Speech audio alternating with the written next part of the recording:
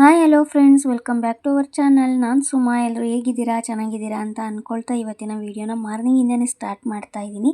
ಈ ವಿಡಿಯೋನ ಪೂರ್ತಿಯಾಗಿ ನೋಡಿ. ಈ ವಿಡಿಯೋದಲ್ಲಿ ನಿಮ್ಗೆ ಇಷ್ಟ ಆಗೋ ಥರನೇ ಇದೆ ಅಂತ ಅಂದ್ಕೊಂಡಿದ್ದೀನಿ. ಹಾಗಾಗಿ ದಯವಿಟ್ಟು ಪೂರ್ತಿಯಾಗಿ ವಿಡಿಯೋನ ನೋಡಿ. ಇಷ್ಟ ಆದರೆ ಲೈಕ್, ಶೇರ್, ಕಮೆಂಟ್. ಹಾಗೆಯೇ ನನ್ನ ಚಾನಲ್ನ ಯಾರೇನೂ ಸಬ್ಸ್ಕ್ರೈಬ್ ಮಾಡದೆ ನೋಡ್ತಾ ಇದ್ದೀರಿ, ದಯವಿಟ್ಟು ಸಬ್ಸ್ಕ್ರೈಬ್ ಮಾಡಿಕೊಂಡು ಸಪೋರ್ಟ್ ಮಾಡಿ. ಮುಂದಿನ ವೀಡಿಯೋಗಳಲ್ಲಿ ಇನ್ನೂ ಚೆನ್ನಾಗಿರುತ್ತೆ, ನಿಮಗೆ ಯೂಸ್ಫುಲ್ ಆಗುವಂಥ ಟಿಪ್ಸ್ಗಳೆಲ್ಲನೂ ಸಿಗುತ್ತೆ ಅಂತ ನನ್ನ ಮೇಲೆ ನಾನೇ ಹೋಪ್ ಇಟ್ಕೊಂಡು ಹೇಳ್ತಾ ಇದ್ದೀನಿ. ಹಾಗಾಗಿ ದಯವಿಟ್ಟು ನನ್ನ ಚಾನಲ್ನ ಸಬ್ಸ್ಕ್ರೈಬ್ ಮಾಡ್ಕೊಳ್ಳಿ. ಬನ್ನಿ ಇವತ್ತಿನ ವೀಡಿಯೋನ ಸ್ಟಾರ್ಟ್ ಮಾಡೋಣ. ಇವತ್ತು ಬೆಳಿಗ್ಗೆನೇ ಎದ್ದಿದ ತಕ್ಷಣವೇ ಟೀ ಮಾಡಿದ್ದೆ.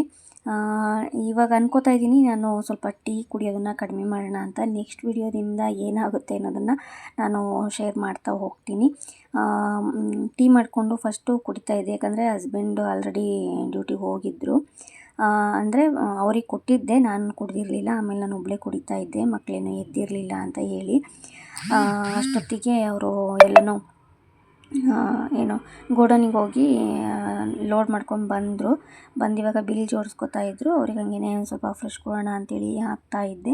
ನಾನಿಲ್ಲಿ ಅಡುಗೆಗೂ ರೆಡಿ ಮಾಡ್ಕೊತಾ ಇದ್ದೆ. ಇವಾಗ ರಜೆ ಕೊಟ್ಟಿರೋದ್ರಿಂದ ಮಕ್ಕಳಿಗೆ ಸ್ವಲ್ಪ ತಿಂಡಿಗಳನ್ನು ಕಡಿಮೆ ಮಾಡಿದ್ದೀನಿ. ಯಾಕಂದರೆ ಸ್ಕೂಲ್ ಟೈಮಲ್ಲಿ ತಿಂಡಿನೇ ಜಾಸ್ತಿ ಮಾಡ್ತಾ ಇರ್ತೀವಲ್ವ, ಅದು ತಿಂದು ಬೇಜಾರಾಗಿ ಮತ್ತು ಆಮೇಲೆ ಊಟನೇ ಸೇರದಿರೋಗಾಗ್ಬಿಡುತ್ತೆ. ಹಂಗಾಗ್ಬಿಟ್ಟು ನಾನು ಈ ರಜೆಯಲ್ಲಿ ಫುಲ್ಲು ನಾನು ತಿಂಡಿ ಮಾಡಿರೋದೇ ಕಡಿಮೆ, ಬರೀ ಅನ್ನ ಸಾಂಬಾರು ಈ ಥರದ ಐಟಮ್ನೇ ಮಾಡಿರೋದು.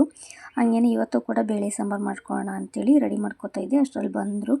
ನಾನು ಅವ್ರ ಜೊತೆ ಸ್ವಲ್ಪ ಫ್ರೆಶ್ನ ಕುಡ್ಕೊಂಡು ಆಮೇಲೆ ಕೆಲಸನ ಸ್ಟಾರ್ಟ್ ಮಾಡ್ಕೊಳ್ಳೋಣ ಅಂತ ಅಂದ್ಕೊಂಡು. ಯಾಕಂದರೆ ಫ್ರೆಶ್ ಕುಡಿಯೋ ಟೈಮಲ್ಲೇ ನಮಗೆ ಸ್ವಲ್ಪ ಮಾತಾಡೋದಕ್ಕೆ ಸಿಗೋದು. ಇಲ್ಲಾಂದರೆ ಅವ್ರ ಪಾಡಿಗೆ ಅವ್ರ ಕೆಲಸ ಆಗ್ತಾ ಇರುತ್ತೆ, ನನ್ನ ಪಾಡಿಗೆ ನನ್ನ ಕೆಲಸ ಆಗ್ತಾ ಇರುತ್ತೆ. ಇಲ್ಲ ನಾನು ಕೆಲಸ ಮಾಡೋಕೆ ಅವ್ರು ಟಿ ವಿ ನೋಡ್ತಾ ಇರ್ತಾರೆ, ಹಿಂಗೇನಾದರೂ ಒಂದು ಆಗ್ತಾ ಇರುತ್ತೆ.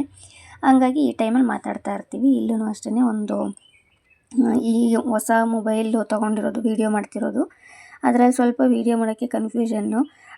ಹಾಗಾಗಿ ಲಾಸ್ಟ್ ವೀಡಿಯೋದಲ್ಲಿ ಏನಾಗಿತ್ತು ಅಂತಂದರೆ, ವೀಡಿಯೋ ಮಾಡ್ತಾಯಿದ್ದೀನಿ ಅಂತ ಅಂದ್ಕೊಂಡು ಆಫ್ ಮಾಡಿಬಿಟ್ಟು ಸುಮ್ಮನೆ ವೀಡಿಯೋ ಮಾಡ್ತಾಯಿದ್ದೆ. ಅದನ್ನೇ ಇಲ್ಲಿ ಹೇಳ್ಕೊಂಡು ನಗಾಡ್ತಾ ಇದ್ವಿ. ಆಮೇಲೆ ಅವರು ಫ್ರೆಶ್ ಕುಡ್ಕೊಂಡು ಸರಿ ಅಂತ ಅಂದ್ಬಿಟ್ಟು ಹೊರಟರು. ಬರ್ತೀನಿ ಅಂತ ಹೇಳಿದರೆ ಫಸ್ಟೇ ಅಡುಗೆ ಮಾಡಿರ್ತಿದ್ದೆ, ಊಟ ಮಾಡ್ಕೊಂಡು ಹೋಗ್ಬೋದಿತ್ತು ಅಂತ. ಆಮೇಲೆ ಇಲ್ಲ ಲೇಟ್ ಆಗುತ್ತೆ, ನಾನು ಹೋಗ್ತೀನಿ, ನೀವು ಮಾಡ್ಕೊಳ್ರಿ ಅಂತೇಳಿ ಹೊರಟರು. ಆಮೇಲೆ ನಾನು ಅಡುಗೆಗೆ ಸ್ಟಾರ್ಟ್ ಮಾಡಿಕೊಂಡೆ. ಸ್ವಲ್ಪ ತೊಗರಿಬೇಳೆ ಮತ್ತು ಮಸೂರು ದಾಲ್ ಬರುತ್ತಲ್ವ, ಅದೆರಡನ್ನೂ ತೊಳೆದು ನೆನೆಸಿಟ್ಟಿದ್ದೆ, ಅದನ್ನು ಹಾಕ್ಕೊಂಡಿದ್ದೀನಿ. ಸ್ವಲ್ಪ ಬೀನ್ಸು ಜೊತೆಗೆ ಬೆಳ್ಳುಳ್ಳಿ, ಈರುಳ್ಳಿ ಮತ್ತು ಟೊಮೊಟೊ. ನಾನು ಹುಣಸೆಹಣ್ಣನ್ನು ಯೂಸ್ ಮಾಡಲ್ಲ, ನಮ್ಮ ಮನೆಯವರಿಗೆ ಹುಣಸೆಹಣ್ಣು ತಿನ್ನಬಾರ್ದು ಅಂತ ಹೇಳಿದರು ಅಂತ ಹೇಳಿ ತುಂಬ ದಿನವೇ ಆಯಿತು ಹುಣಸೆಹಣ್ಣು ಯೂಸ್ ಮಾಡೋದು ಬಿಟ್ಟು. ಯಾವಾಗೋ ಒಂದು ಟೈಮ್ ಆದರೆ ಓಕೆ, ಡೈಲಿ ಆದರೆ ಬೇಡ ಅಂಥೇಳಿ ನಾನೇ ಸ್ಟಾಪ್ ಮಾಡಿದ್ದೀನಿ. ಹಾಗಾಗಿ ಟೊಮೊಟೊ ಸ್ವಲ್ಪ ಜಾಸ್ತಿ ಹಾಕ್ಕೊಳ್ತೀನಿ ಯಾವಾಗಲೂ ಸಾಂಬಾರು ಮಾಡುವಾಗ. ಅದಕ್ಕೆ ಎಷ್ಟು ಬೇಕು ಬೇಳೆ ಬೇಯೋದಕ್ಕೆ ಅಷ್ಟನ್ನು ನೀರು ಹಾಕ್ಕೊಂಡು ಸ್ವಲ್ಪ ಅರಿಶಿನ ಜೊತೆಗೆ ಸ್ವಲ್ಪ ಎಣ್ಣೆನ ಹಾಕಿ ನಾನು ಲಿಡ್ಡನ್ನು ಕ್ಲೋಸ್ ಮಾಡಿ ಒಂದು 4 ವಿಷಲ್ನ ತೆಕ್ಕೊತಾ ಇದ್ದೀನಿ. ನಿಮಗೆ ಎಷ್ಟು ಬೇಕೋ ಅಷ್ಟು ನೀವು ವಿಷಲ್ನ ತೆಕ್ಕೋಬೋದು. ಉಪ್ಪನ್ನು ಕೂಡ ನಾನು ಇವತ್ತು ಫಸ್ಟೇ ಹಾಕ್ಕೊಂಡಿದ್ದೀನಿ.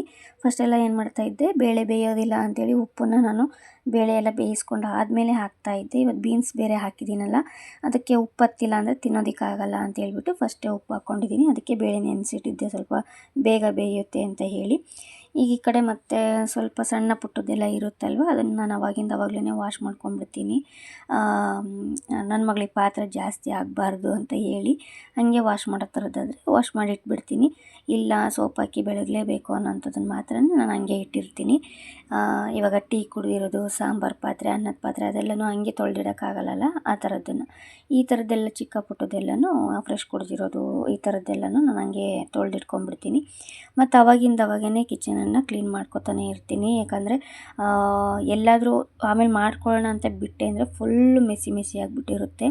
ಅದನ್ನು ಮತ್ತೆ ಆಮೇಲೆ ನೋಡಿದ್ರೆ ಫುಲ್ ಕ್ಲೀನ್ ಮಾಡೋದಕ್ಕೂ ಮನಸ್ಸಾಗ್ತಾ ಇರಲ್ಲ. ಹಂಗಾಗ್ಬಿಟ್ಟು ಈ ಕಡೆ ಸಾಂಬಾರು ಆಗುತ್ತೆ ಅಂತಂದ್ಬಿಟ್ಟು ರೈಸಿಗೂ ಇಟ್ಕೊಂಡ್ಬಿಡೋಣ ಅಂಥೇಳಿ ಇನ್ನೊಂದು ಸೈಡಲ್ಲಿ ರೈಸಿಗೆ ಇಟ್ಕೊತಾ ಇದ್ದೆ.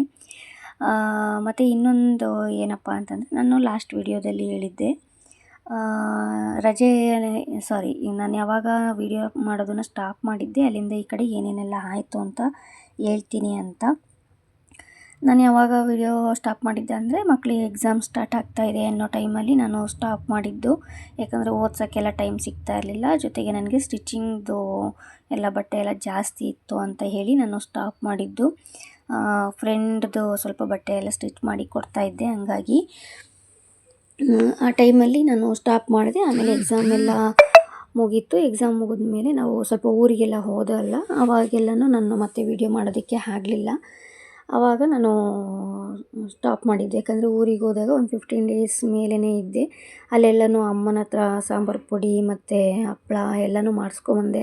ಎಲ್ಲ ವೀಡಿಯೋ ಮಾಡಬೇಕಂತ ಅಂದ್ಕೊಂಡಿದ್ದೆ. ಬಟ್ ಅಲ್ಲಿ ವೀಡಿಯೋ ಮಾಡಿಕೊಂಡ್ರೂ ನಾನು ಇವಾಗ ಅಪ್ಲೋಡ್ ಮಾಡಬೇಕಾಗಿತ್ತು.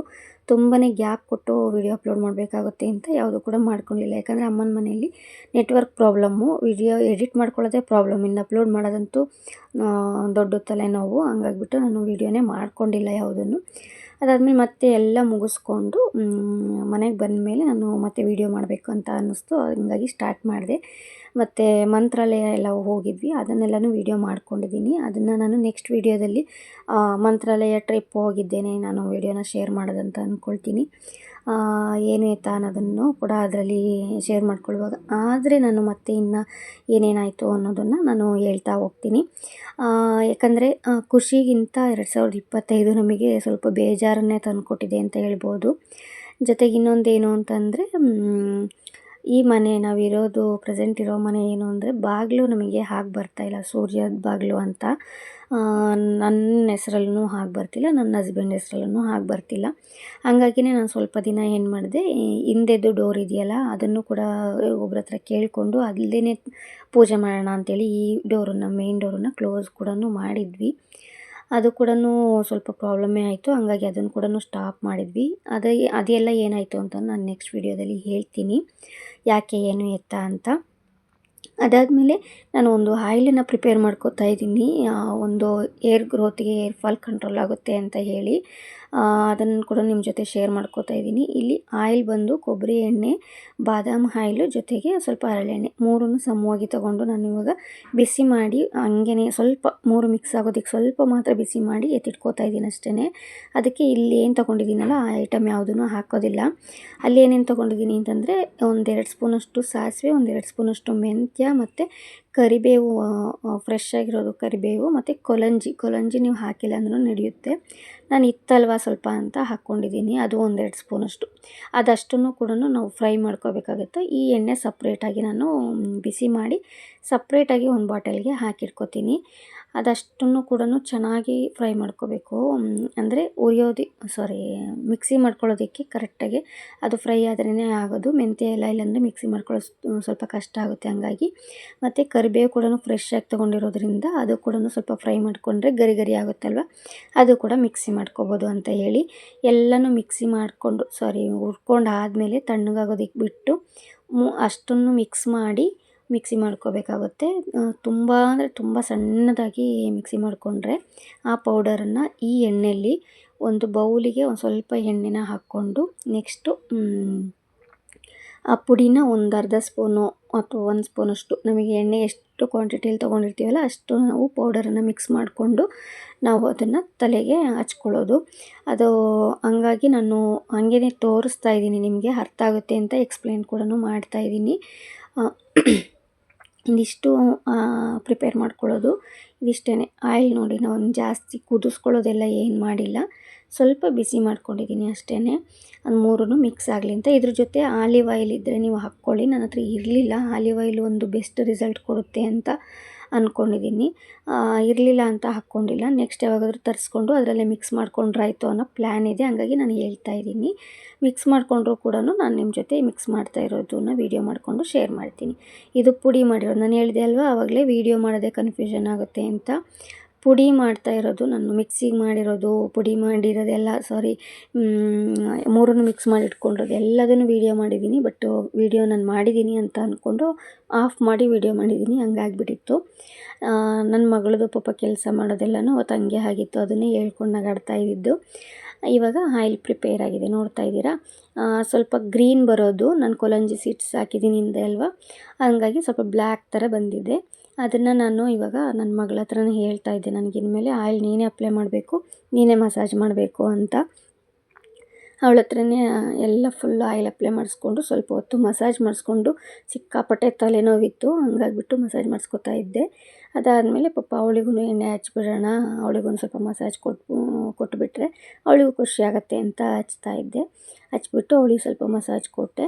ಇದಿಷ್ಟು ಆಯಿತು ಇವತ್ತಿನ ದಿನ. ಅದಾದಮೇಲೆ ಮತ್ತು ಸಾಂಬಾರಿಗೆ ಬೇಯಿಸಿಟ್ಟಿದ್ದೆ ಅಲ್ವಾ, ಅದನ್ನು ರೆಡಿ ಮಾಡ್ಕೊಂಡು ಸ್ವಲ್ಪ ಒಗ್ಗರಣೆ ಎಲ್ಲ ಮಾಡಬೇಕಿತ್ತು ಮಸ್ಕೊಂಡು, ಅದನ್ನೆಲ್ಲ ಮಾಡಿಕೊಂಡು ಊಟ ಮಾಡಿದ್ವಿ. ಆಮೇಲೆ ಕೊನೆಗೆ 1 ಅವರ್ 1.5 ಗಂಟೆ ಆಗಿತ್ತು. ಆಮೇಲೆ ಸ್ನಾನ ಗಿನ ಎಲ್ಲ ಮುಗಿಸ್ಕೊಂಡಿದ್ದಾಯಿತು. ಅದಾದಮೇಲೆ ವೀಡಿಯೋನ ನಾನು ಕಂಟಿನ್ಯೂ ಮಾಡೋದಕ್ಕಾಗಲಿಲ್ಲ. ಹಾಗಾಗಿ ನಾನು ಈ ವಿಡಿಯೋನ ಇಲ್ಲಿಗೆ ಎಂಡ್ ಮಾಡೋಣ ಅಂತ ಅಂದ್ಕೊಂಡಿದ್ದೀನಿ. ಏನಿಲ್ಲ, ಇದಿಷ್ಟನ್ನು ಸಾಂಬಾರ್ದು ಮಸ್ಕೊಂಡು ಸ್ವಲ್ಪ ಒಗ್ಗರಣೆ ಮಾಡ್ಕೊಂಬಿಡೋದು. ಏನು ಒಗ್ಗರಣೆ ಅಂತಂದರೆ ಸ್ವಲ್ಪ ಎಣ್ಣೆ, ಸಾಸಿವೆ, ಜೀರಿಗೆ ಖಾಲಿಯಾಗಿತ್ತು, ಹಾಕಿಲ್ಲ. ಅಲ್ಲಿ ನಾನು ಇವಾಗ ಖಾರದ ಪುಡಿ ಮತ್ತು ಸಾಂಬಾರು ಪುಡಿ ಎರಡನ್ನೂ ಮಿಕ್ಸ್ ಮಾಡಿಕೊಂಡು ಅದಕ್ಕೆ ಇವಾಗ ಒಗ್ಗರಣೆ ಹಾಕಿದ್ರೆ ಸಾಂಬಾರು ಕೂಡ ರೆಡಿ ಆಗುತ್ತೆ. ನಾನು ಈ ಥರ ಮಾಡ್ತೀನಿ, ನೀವು ಯಾವ ಥರ ಮಾಡ್ತೀರಾ ಅಂತೇಳಿ ಕಮೆಂಟ್ ಮಾಡಿ ತಿಳಿಸಿ. ಕೆಲವೊಂದೊಂದು ಟೈಮು ಬೇರೆ ಥರನೂ ಇರುತ್ತೆ. ನಾನಿವಾಗ ಒಗ್ಗರಣೆ ಮಾಡ್ಕೊಂಡು ಪಾತ್ರೆನ ಚೇಂಜ್ ಮಾಡಿಕೊಂಡು ಆ ಪಾತ್ರೆ ಕೂಡ ವಾಶ್ ಮಾಡಿ ಇಟ್ಬಿಟ್ರೆ ಮುಗಿದೋಗುತ್ತೆ ಕೆಲಸ ಅಂತ ಹೇಳಿ ಮಾಡ್ಕೊಂಡಿದ್ದೀನಿ.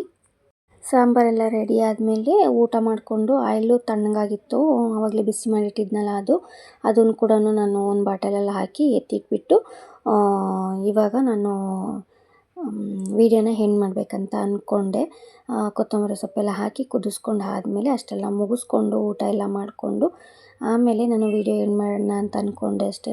ಇದಾಗಿತ್ತು ನನ್ನ ಇವತ್ತಿನ ವೀಡಿಯೋ. ನೆಕ್ಸ್ಟ್ ವೀಡಿಯೋದಲ್ಲಿ ನನ್ನ ಸ್ಟಿಚಿಂಗ್ ವೀಡಿಯೋ ಕೂಡ ಬರುತ್ತೆ ಅಂತ ಅಂದ್ಕೊಂಡಿದ್ದೀನಿ. ಅಥವಾ ಫಸ್ಟು ಮಂತ್ರಾಲಯ ಟ್ರಿಪ್ ಹೋಗಿದ್ದು ವೀಡಿಯೋ ಬೇಕಾ ಅಥವಾ ಸ್ಟಿಚಿಂಗ್ ವೀಡಿಯೋ ಬೇಕಾ ಅಂತೇಳಿ ಪೂರ್ತಿಯಾಗಿ ವೀಡಿಯೋ ನೋಡಿದವರು ದಯವಿಟ್ಟು ಅದನ್ನೊಂದು ಕಮೆಂಟ್ ಮಾಡಿ. ನಿಮಗೆ ಯಾವ ವೀಡಿಯೋ ಕಮೆಂಟ್ ಮಾಡ್ತೀರಾ ಆ ವಿಡಿಯೋನ ನಾನು ನಿಮ್ಮ ಜೊತೆ ಫಸ್ಟ್ ಶೇರ್ ಮಾಡ್ಕೊತೀನಿ. ಆನಂತರ ಸ್ಟಿಚಿಂಗ್ ವೀಡಿಯೋ ಬೇಕಂದರೆ ಸ್ಟಿಚಿಂಗ್ ವೀಡಿಯೋ, ಅದಾದಮೇಲೆ ಅದು ಬೇಕು ಅಂತಂದರೆ ಮಂತ್ರಾಲಯದ ವೀಡಿಯೋ, ಯಾವುದು ಬೇಕೋ ಅದನ್ನು ಹಾಕ್ತೀನಿ. ಇದಾಗಿತ್ತು ಇವತ್ತಿನ ನನ್ನ ವೀಡಿಯೋ. ಈ ವಿಡಿಯೋ ಇಷ್ಟ ಆಗಿದೆ ಲೈಕ್, ಶೇರ್, ಕಮೆಂಟ್, ಹಾಗೆಯೇ ನನ್ನ ಚಾನಲ್ನ ಸಬ್ಸ್ಕ್ರೈಬ್ ಮಾಡದೆ ನೋಡ್ತಾ ಇದ್ದೀರಿ ದಯವಿಟ್ಟು ಸಬ್ಸ್ಕ್ರೈಬ್ ಮಾಡ್ಕೊಳ್ಳಿ. ಸಿಗ್ತೀನಿ ನೆಕ್ಸ್ಟ್ ವೀಡಿಯೋದಲ್ಲಿ. ಟೇಕ್ ಕೇರ್, ಬಾಯ್ ಬಾಯ್.